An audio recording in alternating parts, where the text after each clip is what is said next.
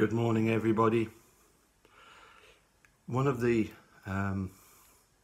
saddest things I ever read about Teresa Halbach, and it did touch me very much, was the account of a member of the team, the girls' team that she coached.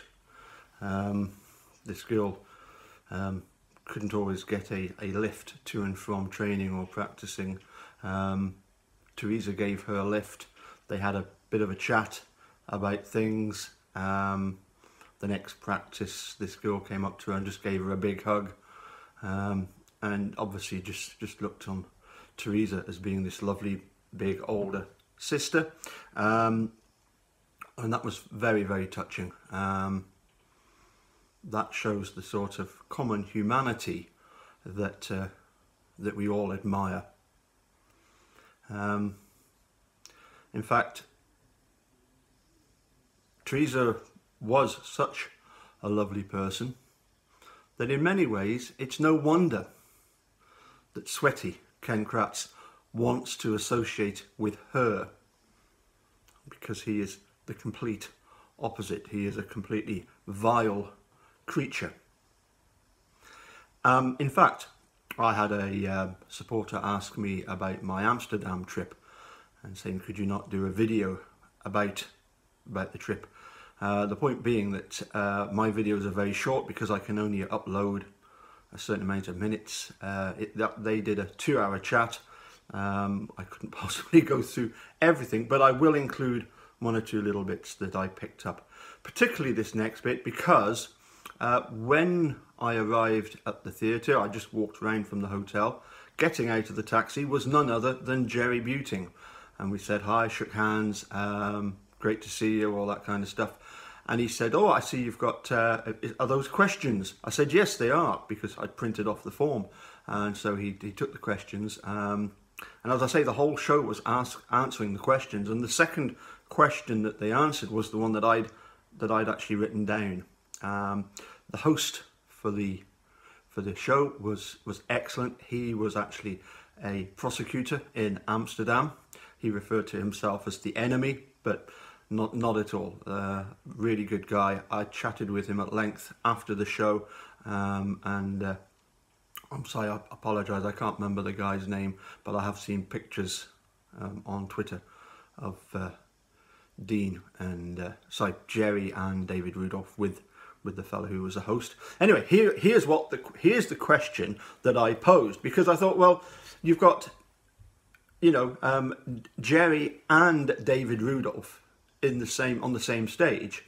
What question could I ask that would include both of them? So I posed this rather awkward question, and it is, who is the worst and most unethical prosecutor, Jim Harding from The Staircase or Ken Kratz?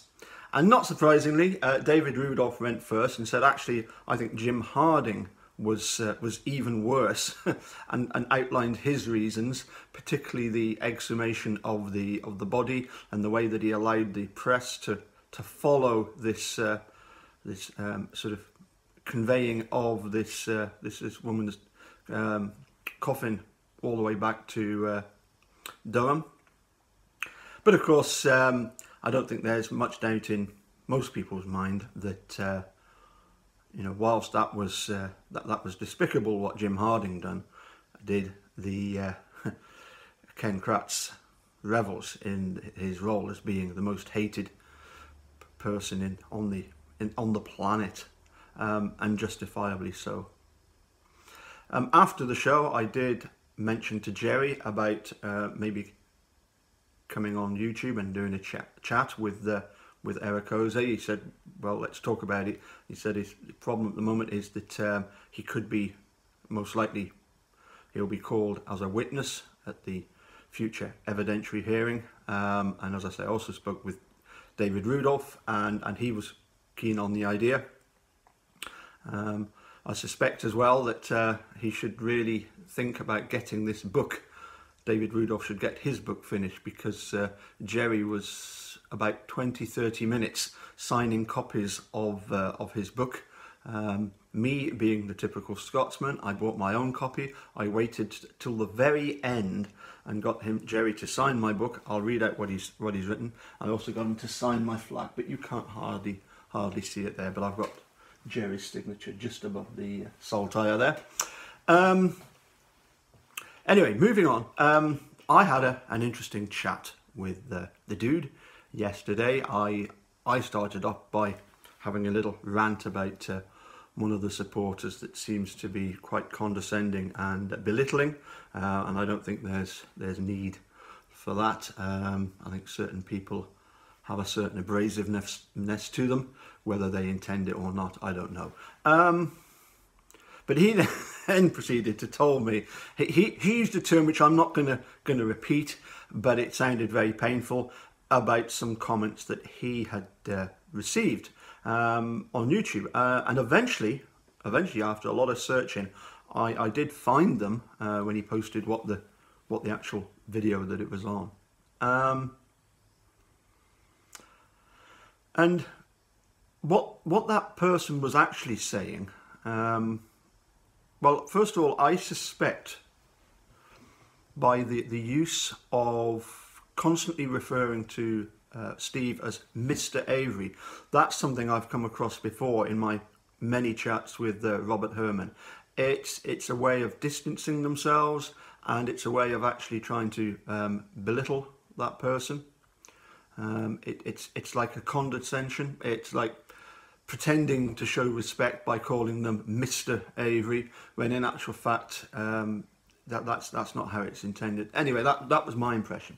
So I suspect it's somebody in law enforcement in Manitowoc or Calumet who has watched his videos. The name, I found that very, very interesting. I think that was a deliberate ploy to catch his attention. I would also suspect that the person is actually female. I have actually had a comment from that person before, and it was a reply to a comment by a guilter. So I'd be interested if either Laura or Ali has had comments from this person, because as I suspect a female that would happily have a go at a bloke, but maybe not another lady.